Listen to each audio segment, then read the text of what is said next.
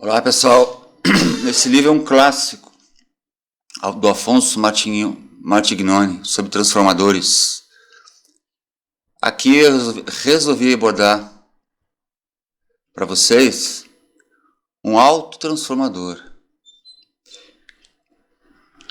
Qual é a diferença do autotransformador para os transformadores que nós usamos, né? Os autotransformadores possuem estrutura magnética idêntica à dos transformadores normais. Ou seja, transformadores normais é os que nós usamos na maioria em 80% dos equipamentos eletrônicos. Né? Que nenhum equipamento eletrônico trabalha com 220. Alguns, raramente. Hoje, ao invés de transformador, está se buscando usar fonte chaveada.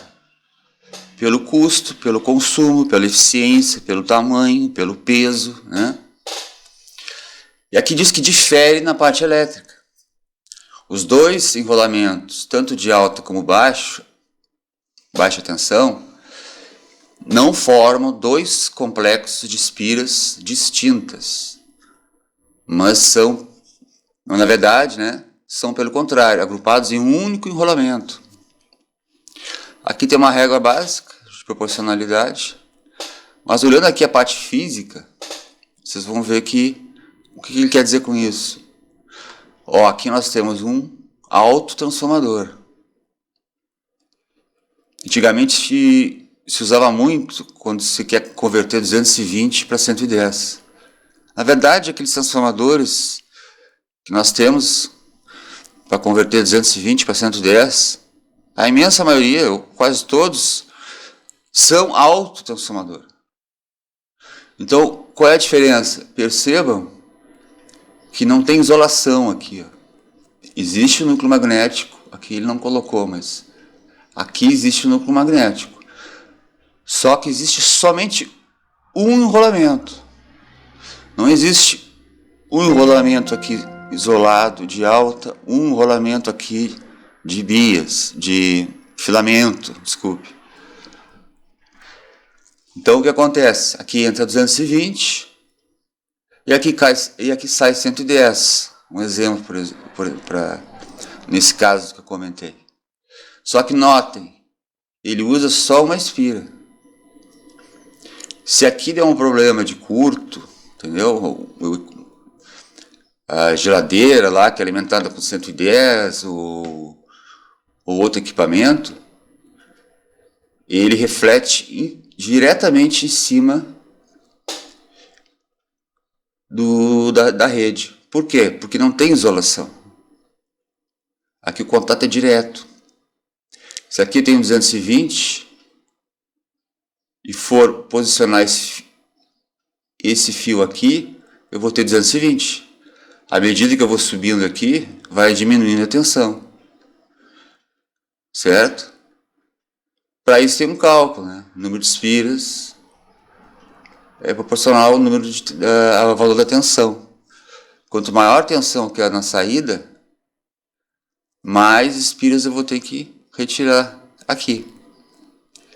Se eu quiser, por exemplo, a metade da tensão, 1/3 da tensão, eu vou ter que colocar mais ou menos essa saída mais ou menos aqui, a 1/3. Se ele tiver 300 espiras, vamos dar um exemplo, na verdade tem bem mais. Eu vou ter que, é quase linear, eu vou ter que posicionar aqui em 100 espiras.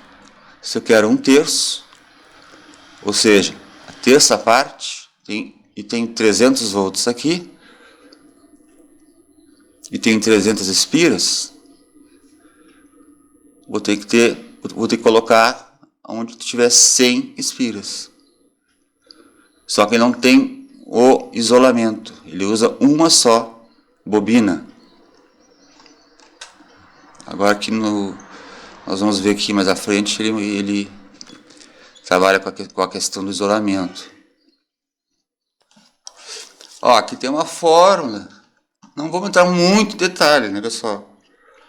Mas é bacana para o pessoal aí que não conhece.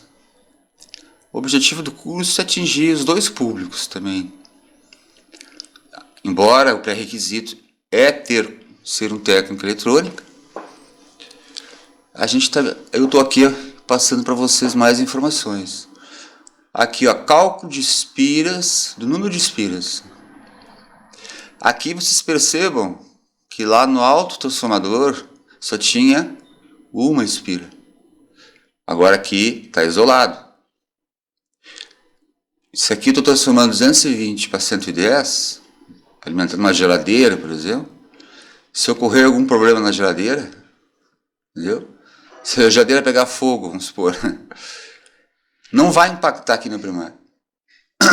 Porque antes de impactar aqui no primário, vai queimar, essa espira vai queimar. Porque uma geladeira, no seu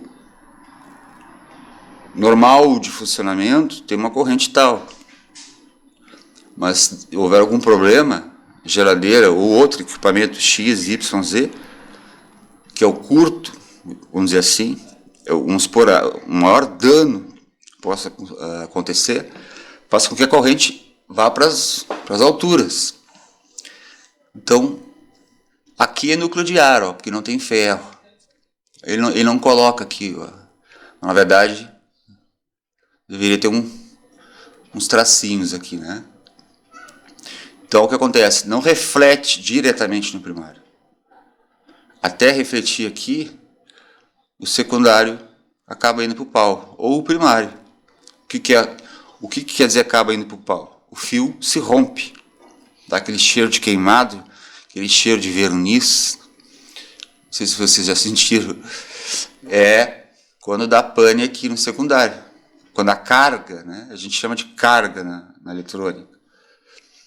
Quando a carga sofre alguma avaria, algum dano, vamos supor lá o amplificador valvulado lá,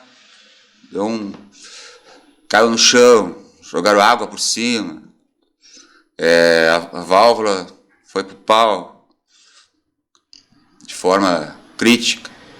Então a corrente aqui aumenta tanto que o fio parte, seja aqui, geralmente ele rompe no primário, que o fio é mais fino. Não sofre dano na rede.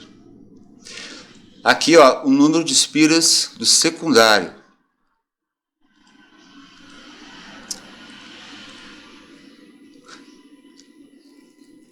Ele chama de N1 aqui, né?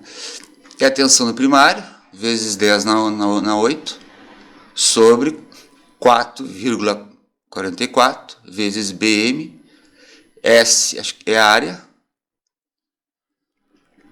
É a área do ferro. F é a frequência. Aqui é fixo. B é indução. Se eu não me engano é dado em Tesla. Tem que dar uma olhada lá. Indução máxima no ferro.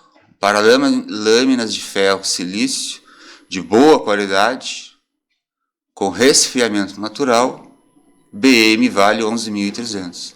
Então notem aqui, ó, a qualidade do ferro do transformador impacta muito na qualidade do transformador, na eficiência do transformador.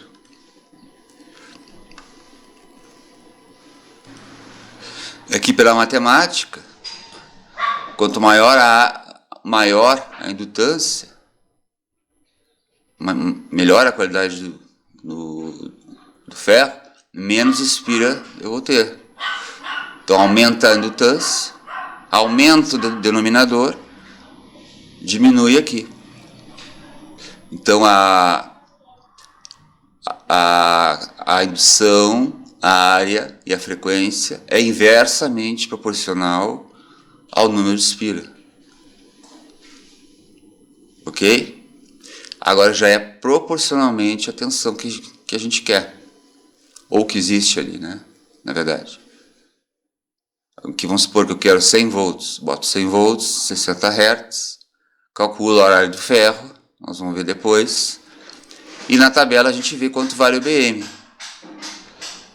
O material do ferro do transformador é de tal característica.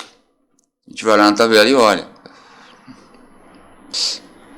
Aqui vamos dar só um passando aqui, né? Notem aqui, ó.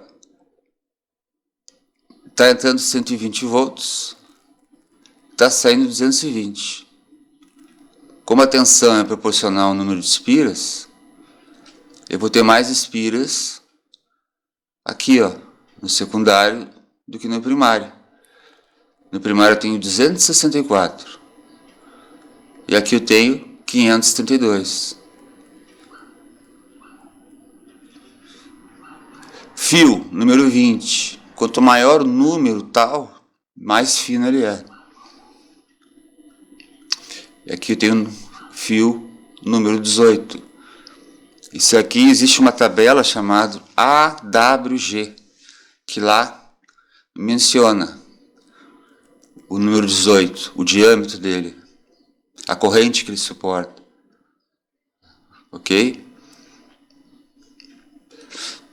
E o transformador tem uma característica. Você pode usar o contrário. Você pode ligar aqui em 220 e aqui você vai ter 120. Ele é bidirecional. Muitas pessoas acham que, vamos supor, minha rede é 220 e eu quero 110 na saída do transformador.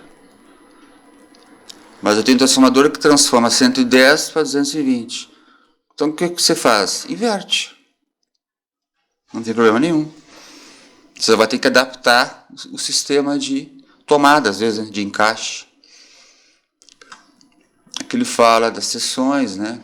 A área, né? Aqui tem muita matemática. Foge aqui o intuito do curso. Aqui estão as lâminas. Na verdade, os transformadores dos valvulados, eles são formados de chapas em forma de E e chapas em forma de I. Letra I, letra E. Aqui é um aglomerado de chapas. Né? Fica uma chapa em cima da outra.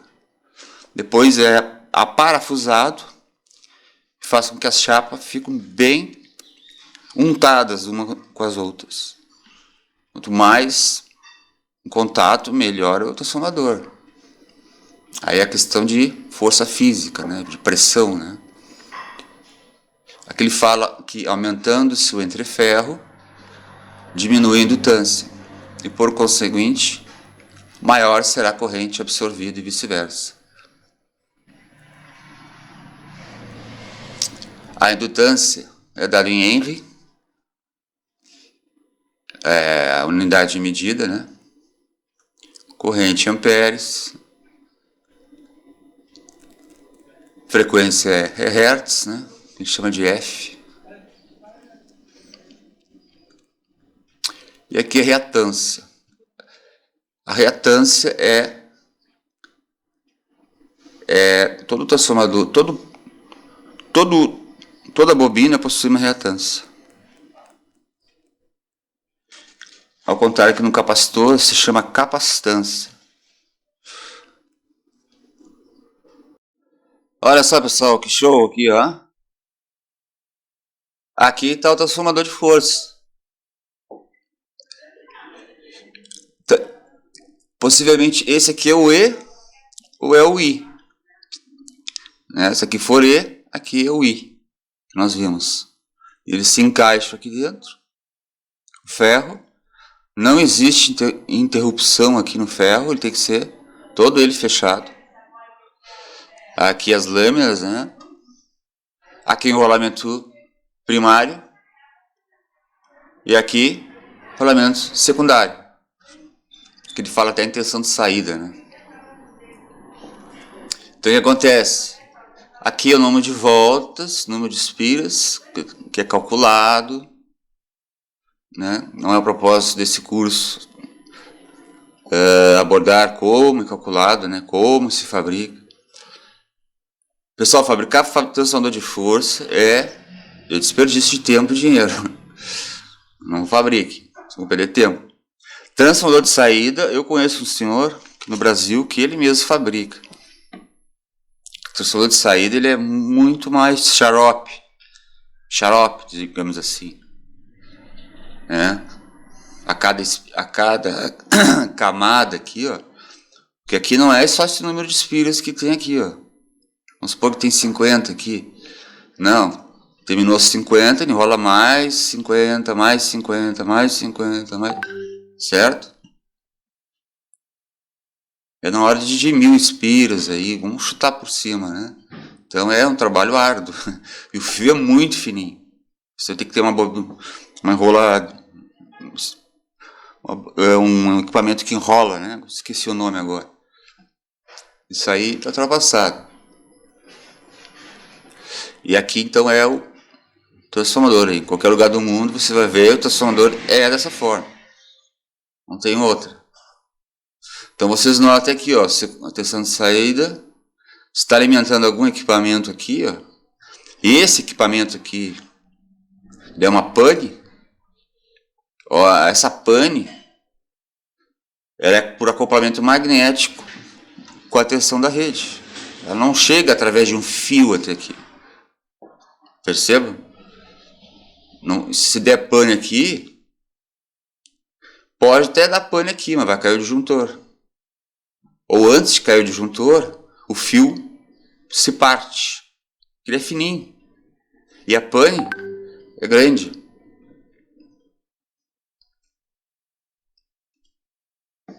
Então, transformadores, quanto maior a potência, vamos pegar lá um plex de 50 watts e um plex de 100. Os fios vão ser mais espessos, o diâmetro maior, a área de ferro aqui vai ser maior. Não posso dizer que é o dobro, que não é linear, mas se aproxima um pouco, né? Então ele vai ter mais volume físico, né?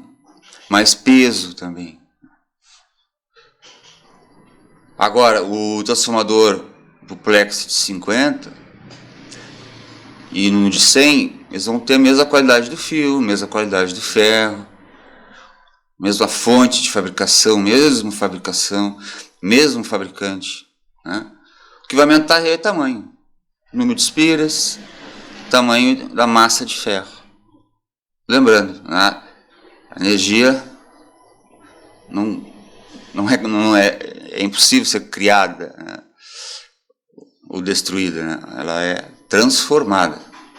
Ou aqui você pode aumentar a tensão ou diminuir a tensão. Se você aumenta a tensão, você tem menos corrente. Se você diminui a tensão, você tem mais corrente disponível. Porque a potência, como pela física, a gente não podemos criar energia. Se aqui nós temos... na eletrônica a gente fala volt-ampere, mas nós vamos falar em watts aqui. Se nós temos 100 watts aqui o máximo que nós vamos poder tirar é 100 watts, que é impossível, porque é a perda na indutância, né? Acoplamento, que se chama magnético, daqui para cá, que é virtual, a gente não enxerga. O fio esquenta um pouco, né? Vocês podem observar, tocando com volume alto, ou até só de fato de ligar o seu amplificador, deixar lá meia hora, você coloca a mão em cima do transformador de força, você vai ver que ele está morno. Então, se eu estou gastando aqui 100 watts de consumo, eu não vou conseguir tirar 100 watts de consumo aqui. Por quê? Porque uma parte é perdida em calor, né, no fio, e a outra parte é perdida no acoplamento magnético aqui. Ok? Tá bacana?